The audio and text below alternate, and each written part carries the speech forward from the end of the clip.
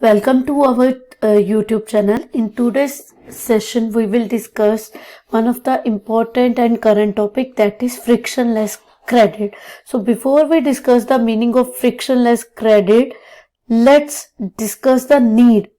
ये frictionless credit का concept की हमें need क्यों आई, so that we can easily understand ये frictionless credit क्या होता है and how it works. So basically when we talk about taking a loan from a bank, so bank किसी भी person को loan देने से पहले एक स्क्रूटनी करता है, चेक करता है whether that person is able to repay that loan or not. अब इस प्रोसेस को, ठीक है, जो credit is known as the credit appraisal, इसमें बैंक जितने भी आपके डॉक्यूमेंट्स होता है वो एक उससे एक जजमेंट लेता है whether that person is able to repay the loan or not. But and this process, credit appraisal, attempts to evaluate and accordingly predict whether the prospective borrower is capable for repaying the loan or not. Okay, अब इसमें इस process के through, ये process जो होता है credit appraisal का, this generally happens जब बैंक लोन ग्रांट करने से पहले होता है. और ये क्यों जरूरी है? बिकॉज अगर बैंक प्रॉपरली इवेल्युएट नहीं करेगा, it will start granting loan to anyone, तो अल्टीमेटली उसके बैड डेट्स हो जाएंगे और एनपीएस बढ़ जाएंगे.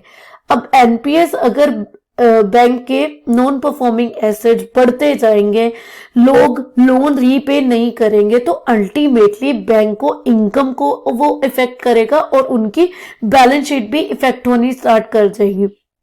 ओके, इंटरेस्ट इनकम को कैसे इफेक्ट करेगा? क्योंकि जिस पर्सन ने लोन लिया है बैंक से, उसको बैंक को ईएमआई जो हम पे करते हैं वो बंद कर देगा वो पे करना. अगर एनपीए हो गया तो ऑब्वियसली उनकी इंटरेस्ट इनकम जो मंथली ईएमआई आप पे करे हो वो इफेक्ट करेगी, और जिसका अल्टीमेट इफेक्ट, क्योंकि इसमें लोन रीपेमेंट भी इफेक्ट होगा, जिससे आपकी बैंक की बैलेंस शीट इंपैक्ट होनी स्टार्ट हो जाती है.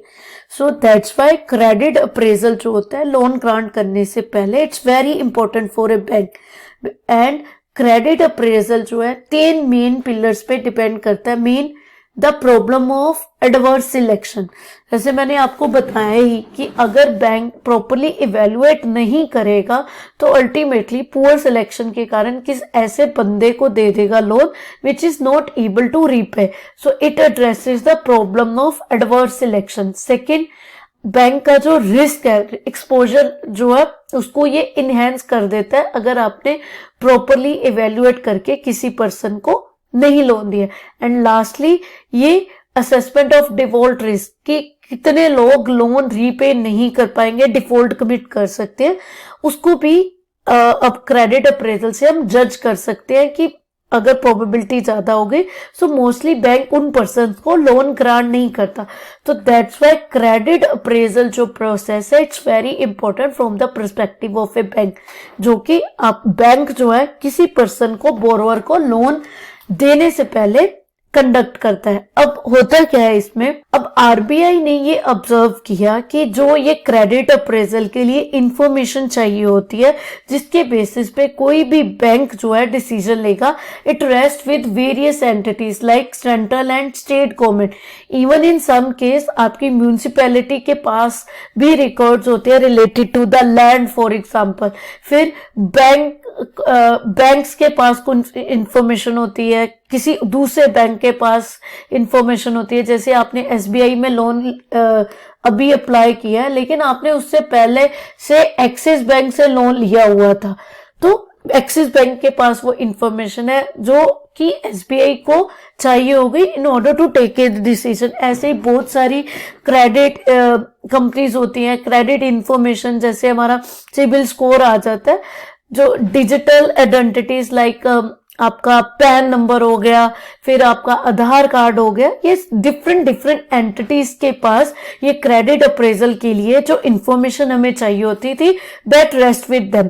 अब इससे क्या हो गया कि आपको एक डिसीजन लेने के लिए बैंक अगर डिसीजन लेना चाहता है कि whether that person default commit करने के उसके कितने चांसेस हैं, तो उसको बहुत सारी एंटिटीज से, बहुत सारे सिस्टम से इंफॉर्मेशन लेनी होगी, which create a hindrance in frictionless and timely delivery of rule based lending. जो हमारी फॉर्मल लैंडिंग है उसमें वो अननेसेसरी डिले होता है, हिंड्रेंस क्रिएट करती है, और कई लोगों को जिनके पास ये अब इंफॉर्मेशन अवेलेबल नहीं होती, नॉर्मली जो हमारे पब्लिक सेक्टर बैंक्स है वो तो उन्हें लोन स्ट्रेट अवे रिजेक्ट कर देते।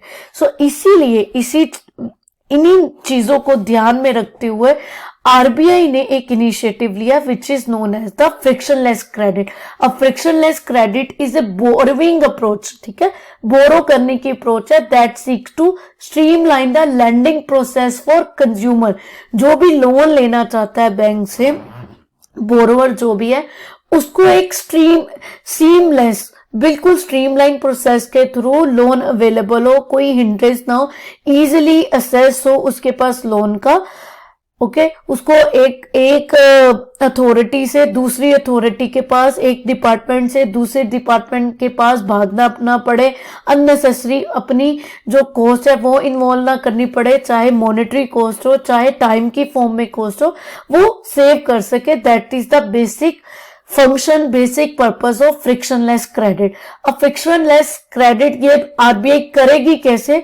आरबीआई एक इंटेंट है उसका, आरबीआई एक नया प्लेटफॉर्म लेना चाहती है जिसमें एक सिंगल प्लेस पे आपको डिफरेंट अथॉरिटीज, चाहे वो स्टेट गवर्नमेंट हो, सेंट्रल गवर्नमेंट हो, चाहे आपकी कोई भी आधार कार्ड हो, उसकी आधार कार्ड की इंफॉर्मेशन हो, चाहे पैन कार्ड की इंफॉर्मेशन हो, all this information should RBI intend to bring together at a one place so that जो भी लोग लोन लेना चाहते हैं they should seamlessly easily उनको लोन की असेस हो। सो दिस जो हम प्लेटफॉर्म की बात करें that is basically the frictionless credit, ठीक है। अब ये प्लेटफॉर्म करना क्या चाहते हैं? दिस प्लेटफॉर्म जहां पर हम एग्रीगेट करेंगे all the information related to the borrower, ये अनेबल क्या करेगा? Delivery of frictionless credit by facilitating seamless flow of required digital information to the lender. जितने भी बैंक्स है, चाहे एसबीआई है, एक्सिस बैंक है, कोई भी जितने भी बैंक्स हैं, अगर कोई लोन देना चाहता है तो इजीली उनके पास वो एक वन क्लिक पे इंफॉर्मेशन अवेलेबल हो, so that immediately they can take a decision whether they should go for giving the loan to the person और नॉट। ओके, आई होप ये आपको मीनिंग क्लियर हो। अब ये इतना ज्यादा न्यूज में क्यों है term frictionless credit? Because recently 17 अगस्त को आरबीआई ने एक पायलट प्रोजेक्ट स्टार्ट किया है जिसका पर्पस क्या है? फिजिबिलिटी असेस करना public take platform for frictionless credit. जो मैंने आपको अभी बताया, आरबीआई एक प्लेटफॉर्म डेवलप करना चाहती है जिसमें सिंगल क्लिक में सारी इंफॉर्मेशन अवेलेबल हो। तो 17 अगस्त को आरबीआई ने इसके रिलेटेड एक पायलट प्रोजेक्ट स्टार्ट कर दिया, और ये जो अनाउंसमेंट थी ये उन्होंने मॉनेटरी पॉलिसी कमेटी ने मीटिंग जो हुई थी उसमें उन्होंने डिसाइड किया था, and then that's why this particular term is very much in news these days. अब ये डिसीजन जो आरबीआई ने फ्रिक्शनलेस क्रेडिट के लिए एक प्लेटफॉर्म डेवलप करने के लिए किया है, ये अचानक से आरबीआई को कोई सपना नहीं आया। इसके लिए आरबीआई ने पहले से ही एक प्रोजेक्ट स्टार्ट किया था सितंबर 2022 में, जिसमें स्पेशली किसान क्रेडिट कार्ड लोन जो होते हैं अप टू 1.6 लाख के, उनकी डिजिटलाइजेशन स्टार्ट की थी, सो दैट आरबीआई एक छोटे पायलट प्रोजेक्ट करके वो पूरा असेस कर सके कि वेदर ये सारी इंफॉर्मेशन डिजिटल करने से जो अल्टीमेट कंज्यूमर है, पोटेंशियल कंज्यूमर है, जो लोन ले रहा है बैंक से, उसको कुछ बेनिफिट भी हो रहा है कि नहीं, वेदर जो हमारे इंडिया के लोग हैं इसमें प्रॉपरली सारी इंफॉर्मेशन अवेलेबल है, क्या उनको लोन असेस करने में उसका कुछ अल्टीमेटली बेनिफिट हो रहा है कि नहीं हो रहा। ये आरबीआई ने इस पायलट प्रोजेक्ट के बेसिस पे जज किया था, और ये प्रोजेक्ट जो बेसिकली कर क्या रहा था, it tested end to end digitalisation of lending process in a paperless and hassle free manner. बिल्कुल कोई पेपर नहीं यूज होगा, इवन आपको अप्लाई करना था लोन के लिए, वो भी डिजिटल था। लोन के रिलेटेड जो भी आपको इंफॉर्मेशन चाहिए होती है बैंकिंग अथॉरिटीज को, वो डिजिटल पेपरलेस फॉर्म में ही अवेलेबल थी।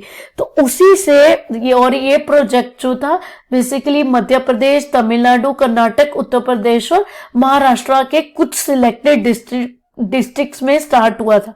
इसी प्रोसेस जो पर्टिकुलर ये प्रोजेक्ट था, इसकी सक्सेस को देखते हुए आरबीआई ने ये डिसीजन लिया कि go for developing a platform for frictionless credit. Okay, so इसमें बेसिकली उसी से ये डिसीजन आया था। अब इसमें ये करेगा क्या platform? This platform helps in seamless flow of necessary information to the lenders in a digital form। ठीक है, immediately one access पे उनको ये information available होगी। This will help in loan जो भी हम सैंक्शन करेंगे उसमें उनको ईज होगी। But we should note that this is not a lending or credit issuing facility, is basically a platform which will compile data from various agencies so that जो भी lending authority है वो easily one go में decision ले सके whether they should go for giving sanctioning the loan or not। तो basically ये जो platform होगा it just as a compile करेगा डाटा जो कि आपको डिफरेंट अथॉरिटी से लेना पड़ता था, अब एक ही प्लेटफॉर्म में आ जाएगा। सो ये वर्क कैसे करेगा प्लेटफॉर्म? दिस प्लेटफॉर्म जो ये हम प्लेटफॉर्म की बात कर रहे हैं, public platform for frictionless credit, इसको डेवलप करेगा आरबीआई की wholly owned subsidiary which is Reserve Bank Innovation Hub, RBIH develop कर रहा है। और ये जो पर्टिकुलर प्लेटफॉर्म है it's a end to end platform which will have an open architect, open application program, जिसको हम AI इंटरफेस भी बोलते हैं। और इससे क्या होगा, एक तरह का आपको कनेक्ट करेगा डिफरेंट प्लेयर्स को, और प्लग एंड प्ले मॉडल पे ये वर्क करेगा इन ए सिंपल लेमैन लैंग्वेज। जैसे आप गूगल पे अगर रिटेल लैंडिंग सर्च करते हो तो उसके रिलेटेड सब कुछ आ जाता है, वैसे ही इस प्लेटफॉर्म के रिलेटेड ये आपको डाटा कंपाइल करके देगा सो दैट लोन जो है इजीली डिस्पर्स हो सके, उसका सैंक्शनिंग जो है इजी हो सके। अब ये डाटा किस किस अथॉरिटी से कोलेट कर सकता है? जैसे आधार, KYC करने के लिए हेल्प होगा, आधार ई साइनिंग, आपके जितने भी पैन कार्ड के रिलेटेड होते हैं, जो आपके KYC के लिए जितने भी डॉक्यूमेंट होते हैं वो सारे एक जगह पर आ जाएंगे। एडिशनली ये जो प्लेटफॉर्म होगा बेसिकली जितनी भी हमारी स्टेट गवर्नमेंट लैंड रिकॉर्ड्स के रिलेटेड इंफॉर्मेशन हो सकती है, म्यूनिसिपल कमेटी से इंफॉर्मेशन हो सकती है, सैटेलाइट डाटा कुछ हो सकता है, इवन जैसे फॉर एग्जांपल फार्म लोन के रिलेटेड है तो बहुत सारी कोऑपरेटिव सोसाइटी से डाटा इकट्ठा कर सकते हैं और उसको कंपाइल के दे देंगे आपको। सो दिस प्रोजेक्ट क्या करेगा, ना कि आपका बेसिकली फाइनेंशियल डाटा को एक जगह पर ला कर देगा, even all other aspects of farming operation. तो एक तरह से नॉन फाइनेंशियल डाटा भी जो है वो भी, जैसे कितना प्रोड्यूस किया वो पर्सन जो है, एक फार्मर कितनी लैंड ओन करता है, उस लैंड की कितनी प्रोड्यूस थी, कितना क्या क्या वो क्रॉप्स ग्रो करता है, every data will be available so that banks they are able to take a decision in a efficient manner. So इसका अगर हम पर्पस अगर देखें, so purpose of this particular decision, जैसे बैंक ने पहले हम बिल डिस्काउंट करने के लिए बहुत टाइम लगता था, mostly it was a 2 day exercise, but latterly 2014 में जैसे आरबीआई ने TRED एक सिस्टम लेकर आए थे जिससे आपको इजीली वो बिल डिस्काउंट हो सकते थे, जिससे जितनी भी कंपनीज थी उनको इजी असेस होगी वर्किंग कैपिटल के लिए। अगर आपको किसी ने लोन को बिल रिसीवेबल कोई रिसीव किया है, यू कैन डिस्काउंट दैट और इमिडिएटली आप उसको अपने बिजनेस ऑपरेशन के लिए यूज करते थे। तो वही इंटेंशन के साथ आरबीआई इस पब्लिक टेक प्लेटफॉर्म को रेप्लिकेट करना चाहती है फॉर द रिटेल लोन्स। जैसे TRED सिस्टम ने बिल डिस्काउंटिंग के प्रोसेस को बहुत इजी कर दिया था। सिमिलरली रिटेल लोन की जो प्रोसेस है आरबीआई उसको स्मूदन करना चाहता है, स्ट्रीमलाइन करना चाहता है, सीमलेस करना चाहता है। सो बेसिकली अगर देखा जाए तो अगर आप किसी बैंक को लोन लेना हो, ये नॉर्मली अब उसको 2 to 3 days में हो जाएगा। For a new customer wait can be longer. और आरबीआई ने एक रिसेंटली सर्वे किया था जिसमें उन्होंने पता चला था कि normally processing of home loan used to take 2 to 4 weeks and used to quote 6% of the total land value. तो आरबीआई ये बोथ टाइम और कॉस्ट को रिड्यूस करना चाहता है सो दैट इजी अवेलेबिलिटी हो loan to all the interested parties, चाहे वो होम लोन हो चाहे वो आपका फार्म लोन हो, it should be easily available. So ये प्लेटफॉर्म का मेन ऑब्जेक्टिव यही है to reduce the turnaround time, loan easily distribute हो, which would eventually lead to better operational efficiency and free up the bandwidth of the employees and backend system. Not only bank efficient way में काम कर पाएंगे और आपके bank के जो employees हैं उनकी भी बैंडविथ फ्री हो जाएगी so that they can take other crucial decision rather than compiling the data related to the important documents. तो बैंक को इससे बहुत ज्यादा एडवांटेज होंगे। सो बेसिकली अगर मैं एडवांटेज की बात करूं तो ये प्लेटफॉर्म टर्न अराउंड टाइम को रिड्यूस करेगा, जैसे मैंने आपको अभी बताया, जिससे बैंक की ऑपरेशनल एफिशिएंसी बढ़ेगी, बैंडविड्थ बढ़ेगी, एम्प्लॉइज को इंप्रूव्ड एक्सेस टू इंफॉर्मेशन हो जाएगा, फैक्ट बेस्ड डिसीजन होंगे, क्विक बेनिफिट हो, क्विक क्रेडिट असेसमेंट हो चुकेगी और बोरोवर अगर देखा जाए तो उसकी lower cost of assessing capital होगी। तो मैंने अभी आपको एक एग्जांपल दी, आरबीआई का ही सर्वे कहता है नॉर्मली 6% कॉस्ट है, तो आरबीआई उसको रिड्यूस करना चाहता है और ज्यादा से ज्यादा लोगों को लोन अवेलेबल हो सके, स्केलेबिलिटी आ सके। इस प्लेटफॉर्म का वही पर्पस है कि कॉस्ट रिड्यूस हो, क्विकर डिस्पर्समेंट हो और स्केलेबिलिटी है।